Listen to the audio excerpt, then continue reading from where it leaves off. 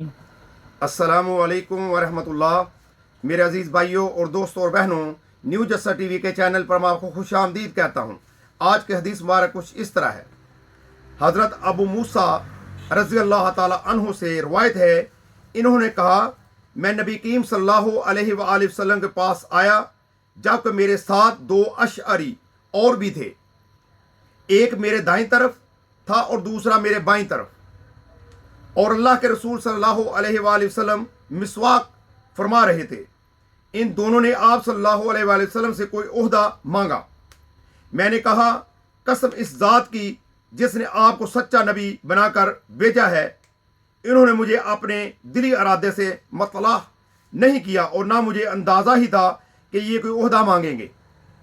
मुझे यूं लगता है कि मैं अब भी देख रहा हूं कि आपकी मिसवाक आप सल्लल्लाहु अलैहि वसल्लम के होंठ मुबारक के नीचे है और होंठ सुकरा हुआ है। आप सल्लल्लाहु अलैहि वसल्लम ने फरमाया, तहकीक हम सरकारी मनसब पर किसी ऐसे शख्स का तावन हासिल नहीं करते या हरगज नहीं करेंगे जो इसका तलबगार हो, लेकिन ए अबू मूसा, तू ओहदे पर जा। फिर आप सल्लल्लाहु अलैहि वसल्लम ने इन्हें यानी कि हजरत अबू मूसा रज़ी अल्लाह ताला को हाकम बनाकर यमन भेज दिया। फिर आप सल्लल्लाहु अलैहि वसल्लम ने इनके पीछे हजरत मुआज़ बिन जबल रज़ी अल्लाह ताला अन्हु को भी भेज दिया। मेरे भाइयों और दोस्तों और बहनों, आजकल लोग ओहदे मांगते